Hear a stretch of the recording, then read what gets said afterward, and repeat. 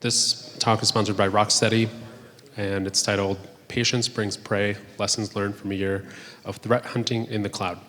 Welcome, Greg and Anthony.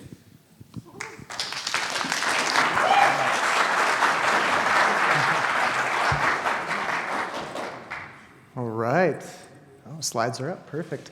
Well, thank you all for joining us for our talk today. We're going to kind of speed through a little bit. We have a lot to cover, and in 20 minutes we may go a little over, just forewarning. But with that, so we're going to talk to you today about is kind of like Datadog's internal threat hunting operations program, a lot of like what we do to drive our detection engineering initiatives that ultimately end up in the product. So without further ado, I'll introduce myself and then pass over to Anthony. So my name is Greg Foss. I manage the product detection engineering team over at Datadog. We kind of focus on workload security, SIEM, and a little bit of threat hunting in between, which kind of ties it all together. So I've been in the space for around 15 years, seen a lot of different companies, how they do threat hunting over the years. And so a lot of what we're going to talk about is some stuff that Anthony and I have kind of seen and tried to bring into our overall detection engineering process. All right. Anthony Randazzo. I lead our detection engineering org at Datadog for our security products. Been in cybersecurity for about 20 years, doing mostly threat stuff and security operations. Got me started as a SOC analyst in DoD, dabbled in a little bit of everything, incident response, cyber threat intelligence, managed detection and response, and I've been at Datadog for the last 3 years. All right, just a quick few caveats up front. Our threat hunting is probably a little bit different than yours. We're doing it on a pretty massive scale, looking at a lot of data across a lot of different organizations and environments, which means we're probably using a little bit different tooling. So what works well for us may not work as well for you, especially at the scale. We'll get into some of our findings over the last year a little bit later. I just want to call out some of our metrics are a little bit biased, naturally, very focused on cloud threats, greatest risk to our customer base. All right, next slide. So starting with why. Why do we threat hunt? First and foremost, protect our customers. If we can find something that they don't know about and help them, then that's great. As a result of that, we get to identify a lot of new attacker techniques, package that up, communicate it out to all of you in the community. And that, beyond that, we get to develop a lot of new detections, catch this stuff in a little bit more real time, and improve our security products. So I think traditional threat hunting, a vast majority of us would think of this as like hypothesis-driven hunting, right? Ask a question, get our arms around a bunch of data, and try to find something interesting. We take a little bit of a different approach in our work, and we'll talk about that a little bit more. So what is cloud threat hunting? I think naturally this is really focusing on that cloud attack surface and the various associated threats. Some of the things that we're really focused on is phishing, adversary in the middle compromises, particularly against the cloud identity providers, cloud control plane compromise, and then some runtime compromise on cloud compute. But again, we're not really limiting ourselves to that hypothesis-based hunting. We'll give you a look at our greater threat hunting program here in a second. Okay, so what does this look like? That attack surface, those data sources that we're using, 4 C's of cloud native security to build, web applications, enabled by all those SaaS applications that help us do that, which are powered by those cloud identity providers, one, maybe many. One thing to call out is, don't discount, the value of a lot of the cloud native or even BYOD security vendors and the telemetry and signal that they provide. We actually use that as an input to our threat hunting on many occasions.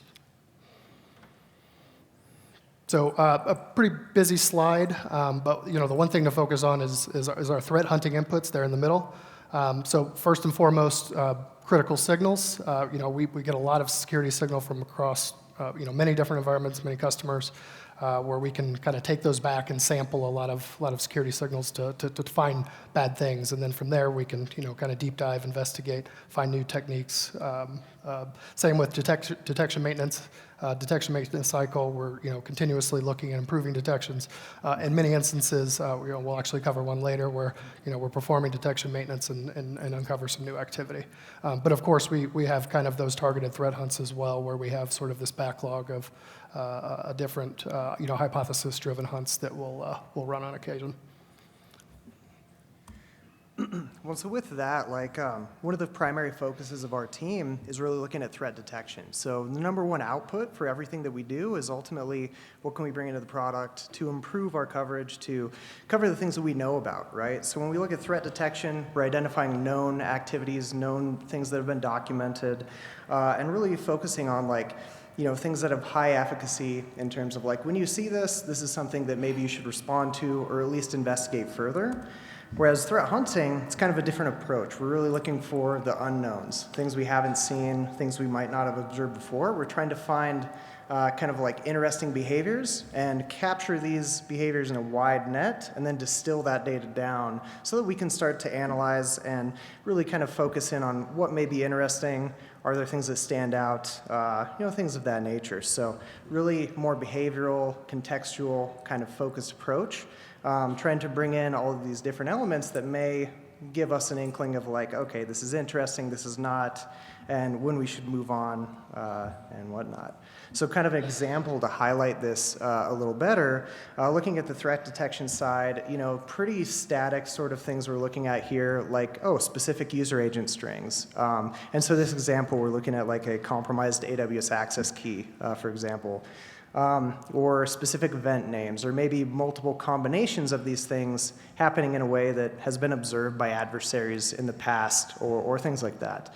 When we look at threat hunting for the same type of activity, we're really starting with this very wide set of data, very diverse set of data, maybe looking at general user agent strings, for one example, maybe specific patterns of access that we're observing, maybe even looking at unusual regions. Some of the times we'll find things because a region is being used that has never been used before by this customer. So all of these things where you all kind of in here have a lot of power because you know your environment inside and out much better than us from a vendor standpoint. So taking that context in is such a key component here. So that's one of those things where we try and work very closely with our customers as well when we're both developing hunts and then also figuring out what rules are going to make for good detections that we can ultimately push into the product. So that's kind of our process of threat hunting driven detection development essentially. And so, what tools and techniques do we use? A lot of stuff. Of course, we use the Datadog platform. We try and use everything that we have available, not just our security products, but the observability stuff is fascinating as well, especially when we're looking at honeypots and stuff, seeing what attackers are clicking on, maybe requests made that go all the way down into database calls. Super cool stuff that I'd never been able to see until coming to Datadog, honestly. But then, of course, for our back-end data analysis, we use a lot of Jupyter notebooks. We have a bunch of various Python kind of libraries that we use that allow us to look at a large amount of data at scale. So a lot of templates that we've built out and things of that nature that really help us kind of do a lot of what I talked about on the last slide in a more automated and streamlined fashion. And then, of course, we work with our internal threat intel team. We have external threat intel partners and things like that where we gather a lot of intelligence from to help us with areas that we should focus on. But then one of my favorite things that we've been doing for about the past year is these quarterly, we call them hunting parties. But that's where we get a lot of people from diverse security disciplines across not just our team, but internal security and various other groups that we work with at Datadog. And we get them all together and give them very specific focus areas of hey, you need to go find abuses of our platform or look into LLM abuse at scale in various cloud platforms. And we try and give them these specific focus areas and have them work with people they may not work with regularly and ultimately see what they find. And we've had a lot of really cool findings come out of this. A lot of things that are beneficial both for us for internal security and beneficial for our customers as well. So with that, I want to dive into a couple case studies here. One of which is the one that I thought was pretty interesting. We came across this actually while one of the guys on our team was doing some detection tuning. So he was looking at a very noisy rule. It was downloading an image file. So we have a rule for that because attackers do this, right? But the thing we're doing now is figuring out how we can, okay, let's chain this with, okay, they downloaded an image file, but then they added an executable bit and ran it, as a script. So kind of modifying things based on that. But long story short, he was doing some tuning and came across this attacker who actually compromised a workload within a customer environment. And the interesting thing about this one wasn't just like the image download component or anything like that. It was the fact that it actually took a long time going from initial compromise to actually the impact component. So I imagine a lot of folks in here have seen workloads get compromised, and usually it's a smash and grab. They will break in, drop crypto miners, and leave, or maybe do some other things. This one, they actually waited about 9 days until they actually deployed the crypto miner. So, and that was only one facet of their attack. They also established proxy jacking so that they could monetize traffic going through this compromised server as well. And so the interesting thing here, I called out these folks, shout out to Sequoia, this research team that originally came across this threat actor called Mimo, or Mimolet, has been kind of their name. They did a great write-up. I definitely suggest you go take a look at that. But what was interesting about this is we saw them employing some different tradecraft than what's been documented before. So before they were targeting Craft CMS. This time they were actually compromising Magento. And they leveraged a PHP exploit against PHP's fast CGI in order to compromise this server. We're actually not sure of the exact plugin that they compromised. We're pretty sure it was like a third-party plugin that was compromised, but that allowed them to get in. But essentially, once they got in, they employed some real interesting tactics, such as hiding all of their actions. They deployed a rootkit called a Lambda is their rootkit technology that they deployed. And this uses Linux syscalls in order to hide all of their executables in memory. So you couldn't actually see these things running. It'll hide them from the drive when you do an LS and those types of things. So kind of interesting components there. Much more interesting than the usual workload compromises that we see on a daily basis. On top of just the timeline for how long it took them to actually setting up multiple different persistence mechanisms. I think they had like 3 different C2 servers that this was checking back in with in case one is killed and things like that, so they could get back in. But ultimately, I don't want to spend too much time here because we do have a blog coming out on this where we'll go into a lot more detail.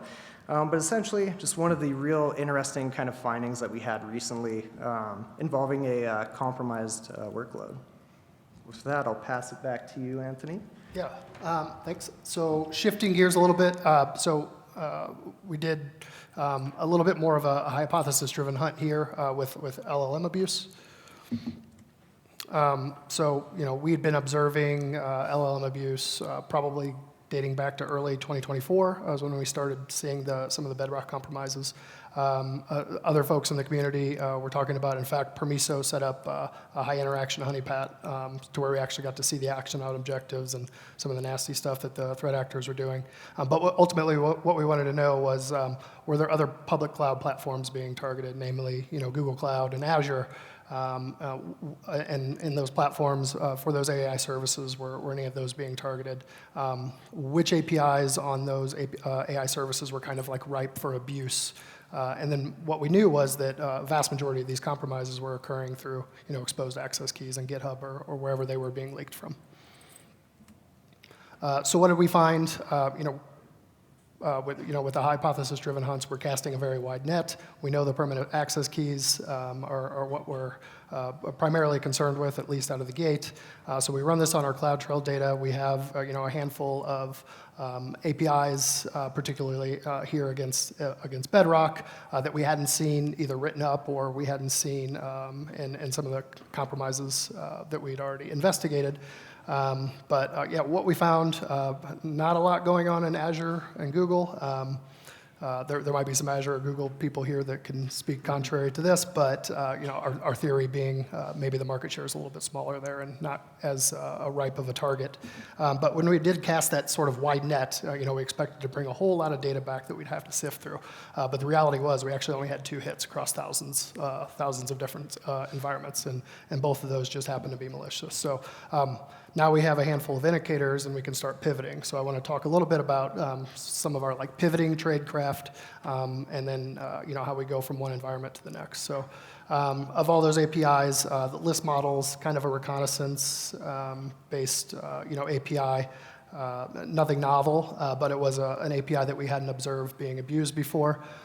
So in this environment, we have a singular access key, but with that access key now we have a variety of different indicators of compromise. We have VPN providers, the IPs that were used related to those VPN providers that we can then now start pivoting from. As an example here, in this particular case, this didn't happen, but we've seen many instances where a single access key is exposed and many different threat actors kind of smash and grab that thing. So another instance, being the attacker will spin up a bunch of ECS clusters and deploy those malicious containers to run their crypto mining operations. But more and more indicators of compromise that we have, creating persistence with unique IAM usernames, even malicious accounts. Those are maybe a little bit short-lived because AWS will go after them. But the interesting thing here is, once we do find one of these indicators from one of these compromises, then we can sort of recast that net across the entire environment base, and then from there we actually see another compromise, and then we sort of go down this rabbit hole and find additional compromises, which is pretty fascinating. Well, so with that, we want to show you guys kind of like a high-level view of just some of our findings and general lessons learned that we've observed over the past year. So before I get into this, can anyone guess what's the top avenue of a breach into the cloud management plane? Feel free to just throw it out there. Credentials? Yeah, access keys, credentials. I think we had multiple people hit on it. So yes, of course, you are 100% correct. So the interesting thing at our vantage point is we often see these actors after they've already, say, compromised an endpoint. We don't monitor endpoints directly ourselves, so we often miss that component, but we will see the adversary once they're gaining access to the cloud management plane. By far and away, the number one thing we see across all of the intrusions we investigate is these compromised long-term access keys. Behind that, we see a ton of business email compromise. One of the big indicators there is they'll go in and start making rules to hide email from security and things like that. Make a rule that's like a single period or a bunch of spaces or something like that. So that is the number 2 thing we see just all the time. And then after that, a bunch of web application activity. We see a ton of credential stuffing across both web applications and then also just identity providers themselves, like Okta and things like that, where people don't have a multi-factor configured. And then endpoints. We do have some of these intrusions we're able to trace back to a compromised endpoint. A lot of these ones we capture because we're able to communicate with the impacted customer and find out how did they get in, they got in, popped this system, had an info stealer, or they scraped the AWS credentials file or something like that. So that's often where it's very anecdotal evidence at that point. But then after that, tons of web application injection attacks. See a lot of SQL injection, cross-site scripting, and of course the cloud-focused SSRF attacks. Tons of that activity as well. The benefits of being able to do all this threat hunting is we do get to identify all these sort of new and unique techniques that we get to share out. Here's just a handful of things we've discovered just this year. The one thing I want to highlight in bold is those different inputs into threat hunting, right? Whether that be critical signal analysis or threat hunting, there's a lot of different ways that we do end up finding some of these things. Next slide. All right, just real quick, some of the pitfalls, some of the challenges that we've had. Over-focusing on, maybe just hypothesis-driven hunting too much. We create a lot of bias. So trying to mix it up, looking at different attack surface. While we see credential access or exposed access keys being challenged, we try to force ourselves to look at, hey, let's go look at some of the runtime activity. Let's look at the identity providers to continue to iterate. Don't look at the same thing over and over again expecting results. There's many instances where we run the same hunt and we never find anything. It's time to retire that. Or if it's a critical signal that we look at over and over again and it's the same attacker doing the same thing, maybe it's time to use that capacity a little bit differently. And then last but not least, don't underestimate the value of those atomic indicators, especially malicious infrastructure. One thing we've noticed, as opposed to a long time ago with crimeware where infrastructure was constantly being disrupted, a lot of this infrastructure has not changed. So we're continuing to see the same threat groups using the same infrastructure, the same TTPs, as opposed to what the pyramid of pain has historically told us.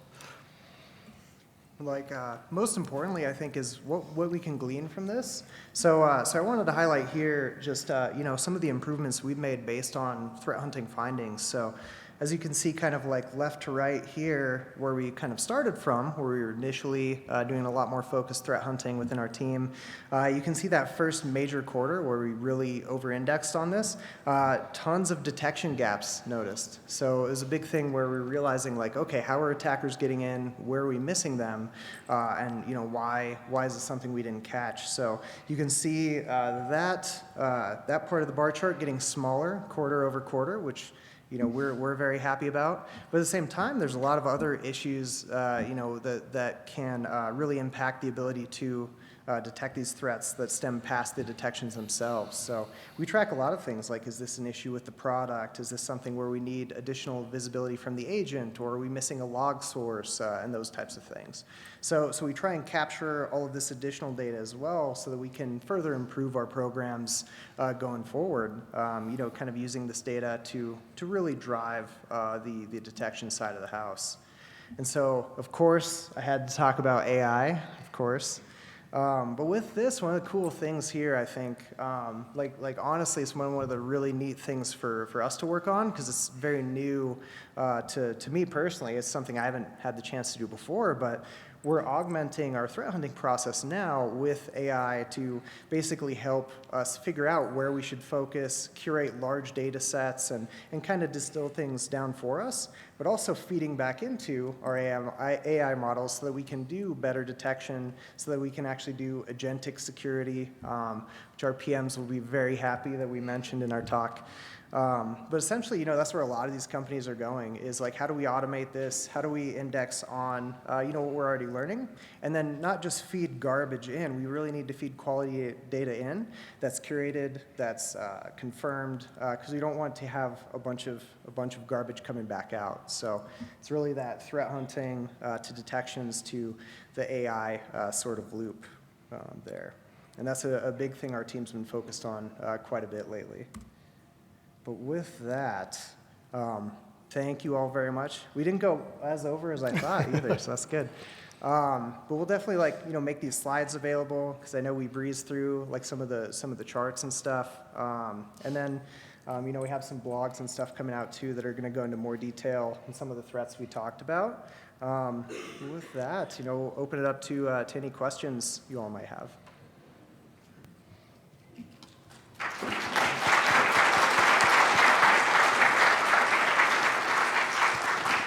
So with regards to credential theft still being a big vector, do you guys have any sort of trends on, are things changing in terms of what people are doing with those credentials, right? Crypto mining is obviously been around for a while, but are we seeing more movement into the AI services, those sorts of things? Yeah, good question. Do you want to take it I think since the AI services have become a thing, it is definitely becoming more of a thing. The proxy jacking has definitely picked up as well. I think that probably has to do with the ebbs and flows of the valuation of cryptocurrency. A couple of the things that we didn't talk about was probably some of the more targeted attacks that are a little bit more sensitive, but there's definitely that stuff going on where it's a little bit more hands-on keyboard, stealing data, things like that.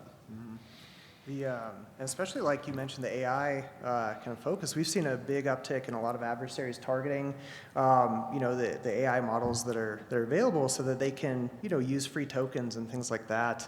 The Bedrock example Anthony talked to, that's like one of many that we've seen. A cool thing about that too is we were tracking some of this activity, and then we wrote a blog on it. And right after that blog came out, the adversary changed some of their behaviors. So we like to say it was because they read our blog, but it's probably not true. But still interesting. It's something that I think is evolving very rapidly. It's like if you open up Cursor or any of these development apps now, there's areas where you can plug in like a Bedrock API key. And so so if you're able to come across those credentials, there's a lot of unique ways you can, or attackers can leverage those now. Right. One last round of applause for the speakers.